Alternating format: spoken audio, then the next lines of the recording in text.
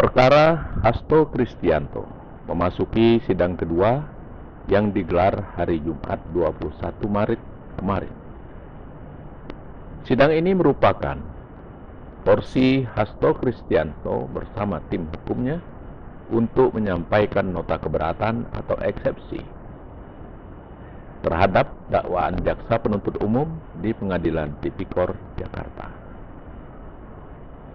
Dalam sidang perdana di Pengadilan Tipikor pekan lalu, jaksa mendakwa memberi atau menjanjikan sesuatu, yaitu terdakwa bersama-sama Doni Tri Istiqomah, Saiful Bahri, dan Harun Masiku telah memberi uang sejumlah $57.350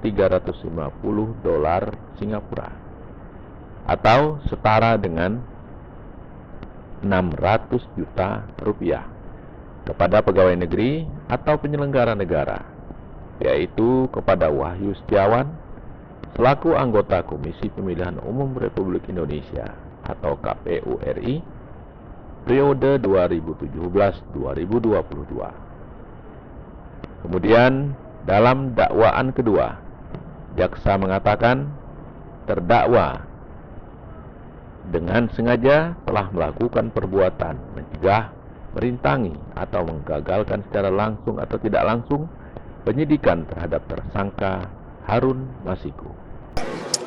Ya baik, terima kasih teman-teman. Jadi saya sangat bersyukur dan mengucapkan terima kasih kepada Majelis Hakim yang mulia bahwa saya pribadi juga diberikan kesempatan untuk dapat menyampaikan eksepsi bersama dengan eksepsi dari penasihat hukum saya yang merupakan satu kesatuan yang tidak terpisahkan. Sehingga dari seluruh substansi tadi yang disampaikan, ya ternyata dalam seluruh fakta-fakta hukum yang kami sampaikan, intinya bahwa apa yang sudah diputuskan di dalam pengadilan sebelumnya yang telah memiliki kekuatan hukum tetap, itulah yang seharusnya dihormatin. Selanjutnya dari penasihat hukum kami persilakan, Bung Roni. Ya, makasih teman-teman bahwa tadi kan kita sudah sampaikan dalam eksepsi ada beberapa catatan koreksi yang kami melihat itu adalah hal yang fatal terkait dengan penerapan pasal, kemudian kronologisnya secara tidak lengkap, kemudian peristiwa yang sudah dipersidangkan dan sudah ingkrah 2020 didaur ulang. Yang perlu kita sampaikan bahwa yang kita melihat titik dari terkait dengan obstruction of justice itu terjadi itu di proses penyidikan, di penuntutan dan pemeriksaan sidang, bukan di penyelidikan, ya teman-teman. Kemudian apa yang disampaikan bahwa telah terjadi obstruction of justice, bahwa handphone saudara Kusnadi yang didakwakan, bahwa apa yang disampaikan oleh JPU, handphone tersebut disita oleh KPK, penyidik KPK. Jadi tidak ada dalam hal ini menghilangkan barang bukti atau merintangi penyidikan. Kemudian hal-hal yang lainnya saya pikir bahwa suap sudah pernah diuji, sudah pernah diperiksa secara utuh dan sudah disampaikan bahwa uang tersebut adalah dari Harun Masiku. Mungkin poin-poin ini yang kita sampaikan supaya jelas di publik bahwa apa yang sedang kita jalani ini adalah bentuk dari proses penegakan hukum yang kita juga memperjuangkan keadilan untuk Sekjen PD. Karena apa? Ini bisa terjadi sama siapa saja apabila penegakan hukumnya secara urak-urakan, tidak sesuai dengan KUHAP, dan kita lihat apalagi dengan muatan politis. Kami harapkan ini tidak terjadi kepada masyarakat kecil. Terima kasih. Jika kita simak poin-poin dalam eksepsi yang dibacakan sendiri oleh Hasto Kristianto, justru tidak mengarah pada materi yang didakwakan JPU, melainkan mengetengahkan hal-hal lain yang tidak ada hubungannya dengan dakwaan.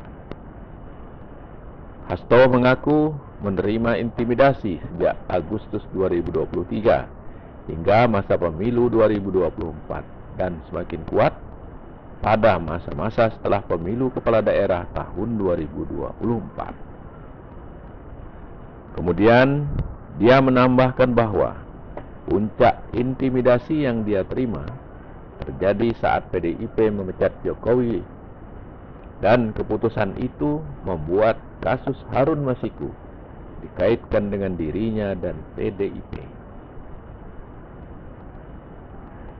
Tekanan juga terjadi pada proses penyelidikan hingga tahap pelimpahan berkas kasus ini di KPK.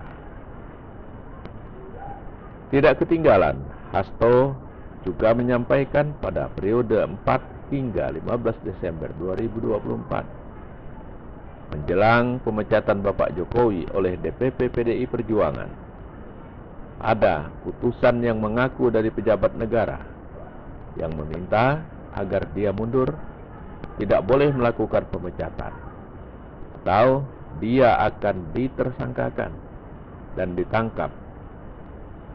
Namun, Hasto tidak menyebutkan nama utusan yang dimaksud. Selain itu, keberatan yang bisa dikatakan sesuai dengan materi perkara. Hasto mengatakan bahwa dasar dakwaan KPK adalah menggunakan keputusan pengadilan yang telah inkrah. Eksepsi Hasto yang dibacakannya ditulis dengan tangan sendiri sejumlah 27 halaman. Melalui kuasa hukumnya, Hasto Kristianto meminta agar penahanannya dipindahkan dari rumah tahanan Gedung Merah Putih KPK ke Rutan Salemba. Permintaan ini dengan alasan karena di tempat lama hanya dibatasi pengacara dan keluarga saja yang mempunyai hak kunjung. Kemudian hakim mengatakan, kalau memang terkait dengan hak kunjung karena sudah menjadi tahanan oleh majelis, silakan ajukan, tapi dengan menunjuk pada tanggal yang jelas dan siapa orang-orangnya. Artinya, mungkin tidak semuanya. Kalau semuanya dibiarkan, nanti otomatis dari aspek keamanan perlu dipertimbangkan. Kalau memang jelas siapa yang mengajukan, mungkin bisa majelis pertimbangkan. Demikian yang dikatakan oleh hakim.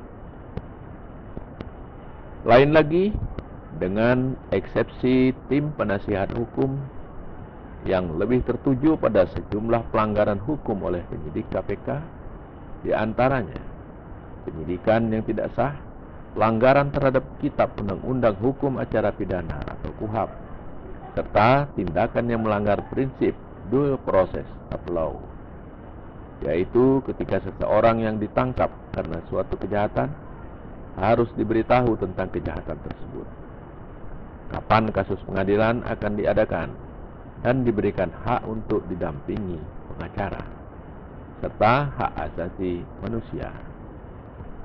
Termasuk juga kekeliruan dalam penerapan pasal obstruction of justice yang semakin memperjelas ketidakberesan dalam proses penyidikan. Tim hukum Hasto juga mengatakan bahwa dakwaan terhadap Hasto dibangun di atas bukti yang sangat rapuh. Salah satu contohnya adalah penggunaan keterangan dari 13 orang penyidik KPK yang menangani kasus ini, yang dianggap bertentangan dengan ketentuan hukum. Menurut mereka, berdasarkan KUHAP dan putusan MK, penyidik seharusnya tidak bisa menjadi saksi dalam perkara yang mereka tangani, karena ada potensi konflik kepentingan. Di penghujung eksepsinya, tim hukum menegaskan bahwa meski materi eksepsi yang disampaikan sangat tajam, pihaknya tetap menghormati tugas jaksa penuntut umum KPK dan majelis hakim yang menangani perkara ini.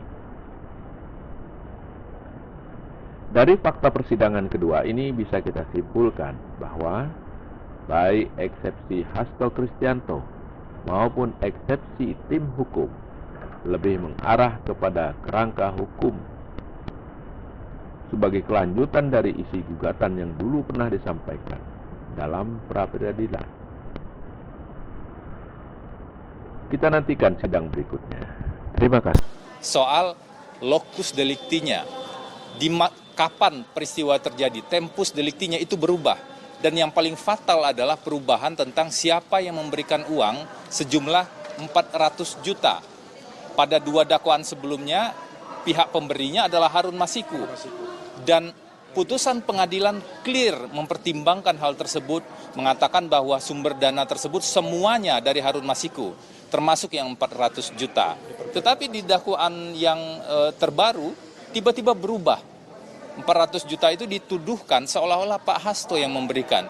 Ketidakkonsistenan ini melanggar prinsip dasar tersebut. Selain tidak konsisten antara dakwaan dengan putusan, tetapi juga melanggar prinsip dasar tentang suap sebagai delik berpasangan.